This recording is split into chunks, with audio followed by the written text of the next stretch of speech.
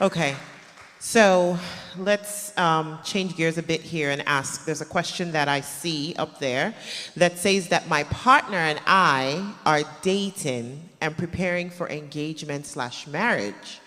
We disagree on the timeline for having children.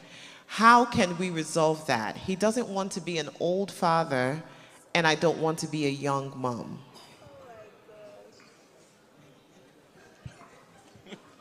I'm laughing because,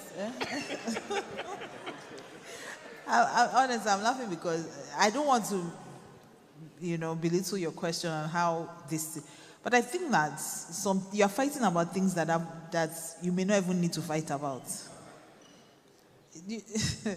When we got married, interestingly, Pastor K said, oh, the first 1 year we're going to do family planning. 8 years, we never born.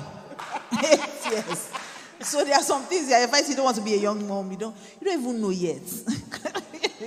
So have conversations, right? But you guys both need to understand that you have to defer to the other person. We can meet in the middle now. We can meet in the middle. I don't know about old father and young mom. You can meet in the middle. What do you want really? It's not about just being a young mom. You probably want time to enjoy your marriage, get to know yourself, get to know your partner. You can do that in a year or so. You can do a year. And then maybe having those conversations and asking yourself real honest questions. Because this I don't want to be a young mom is not the real issue. There's something you're afraid of. And we need to know what those fears are. So if you can have that conversation with your partner, and he also has reasons why he doesn't want to be an old father. And trust me, having your children young is good though. They don't use pension to train children. I'm telling you. And as you get older, it's harder to keep up. Yes. The waiting 8 years was not by choice. But now I have friends who their children are going to university. And my oldest is just in middle school. I still have a 9-year-old in the house. When most of my friends, their children are already in university. And keeping up, I'm still doing. So if my children were in university and Pascal and I were traveling like this, I wouldn't be worried. But now I have to constantly think about who's at home with them, who's at. So you guys have this conversation, and this is the least of your problem. Marriage comes with bigger challenges than when we want to have children. I'm telling you. So choose your battles wisely. All right. Again, I would have loved to know what young, how old are we talking in the young, and and all that. Then why? The motive is important to me. Why do you don't want to be a young mom? Is it that you want to have fun? Is it that you want to go out there? Is it that you want to keep your shape? Sometimes the motive behind something is more instructive to us than just the issue. And then, if you are also going to have a good marriage, you need to understand how the marriage template works. I'm going to talk because we're talking about blueprints. I'm going to talk a bit about that tomorrow, how marriage works. There's a structure in marriage. It's just that in the Western world, they run away from it. Let me talk a bit about it. Let me touch a bit about it. There are 3 kinds of marriages. There's the cultural marriage, there's the contemporary marriage, and then there's the kingdom marriage. All right? The cultural marriage is not the best. The contemporary marriage is not the best. The ultimate one for a believer is the kingdom marriage. In a cultural marriage, men oppress women. In a contemporary marriage, women oppress men. Yeah. In a kingdom marriage, nobody is oppressed. It's for the benefit of both parties. All right? Very important. Very, very important. In a cultural marriage, women kneel at the point of the wedding and the marriage. In a contemporary marriage, men kneel to propose. In a kingdom marriage, both kneel before the Lord. Repeat that again. Right? Repeat that again. in a cultural marriage, it's about superiority. Men want to say they are superior to women. In a contemporary marriage, it's about equality. But in a kingdom marriage, it's about unity. All right? It's a long message. I'm just summarizing. I might still talk about it. Not that I've shared. I might not talk about it again tomorrow. But the point is that you must understand that in a union, there's a structure. And that structure is not because there is superiority, and it's not about equality. It's about unity. Structure is for unity. When God says the man should be the head, it's not because he's necessarily the better person. But God gives a structure. It's like all of us entering a plane and saying, oh, the pilot cannot be the one that flies the plane. We will not take off. The structure allows unity, and that allows us to make progress. With all the technological advancements I've seen all over the world, I've not seen a car with 2 steering wheels. Always one. Any other person that enters that car needs to trust the person driving. So in the structure of a family, the man is the head. And if you're a woman, you want to marry a man, you must marry a man you can trust his decisions, whether it makes sense or not.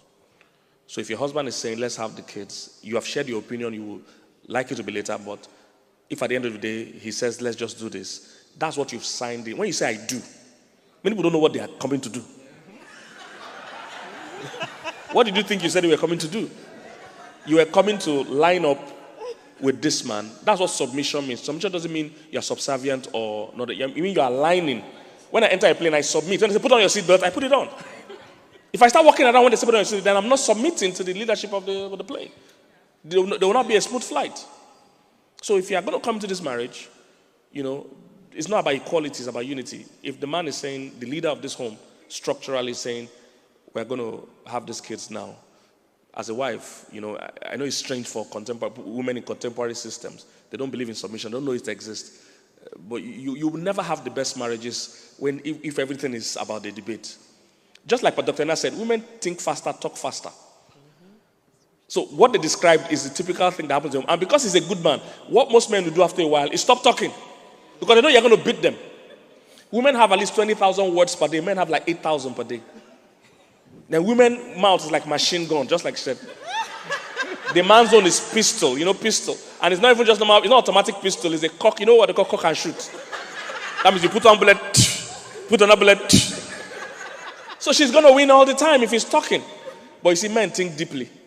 And if you always rush to make decisions, you put the family. Sarah tried it. She brought a quick decision that today, there's bombing in Gaza today. It's born out of that decision that Sarah made. Quick, let's just do something. We're still reaping the issues. So how many women in scripture like that did those kind of things? Let's just do this, and they put the family in trouble. Follow the structure. You can have, of course, you have opinion, you have ideas, everything, but present it to the leader or the leadership and allow God also reign. So if your husband wants you to have kids and you've shared your opinion and he doesn't see the reason, he still feels you should have kids. As a wife, as a Christian wife, not a contemporary wife. Yeah. You see, that's why men around here are running out of marriages, or they don't want to get married. Because contemporary system favors the women. Cultural system favors the men. In fact, that's why marriages that come from diaspora doesn't work when it gets here. Because those guys are running, even Christians, they are running cultural marriage at home.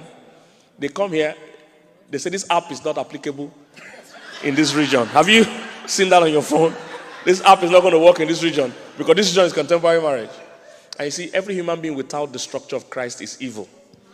When men are given undue power in cultural marriage, they use it negatively. When the women come here and find out we have the power, the divorce favors us, the everything favors us, they also take advantage of men. The real thing is that we're not taking advantage of each other. We're serving and helping each other. All right? So the only way unity can happen is when there's one leader. And the wife, the way scripture structures it, is, and you see, don't marry an evil man. Submission, women don't hate submission. They're only doubting the person they are following. Have you seen women in a salon? They're very submissive. Sit down there. Bend your head. The women sit down for 4 or 5 hours. So they have no issue with submission. What they have issue with is that they don't respect this man and they don't respect the structure of God. And just like Pastor M said, the Bible is not written for general people, it's written for Christians. It's written for a woman that already submits to the Lord. Then she knows that submitting to a man is not just even to the man, you're submitting to the Lord in the man. And the man also that they told to love his wife, he knows he's not just loving the wife, he's also honoring God in that situation. So if your husband wants you guys to have your kids now, you've shared your opinion, he has heard, but he still feels this is the right thing to do, I think you should follow if you're a good wife.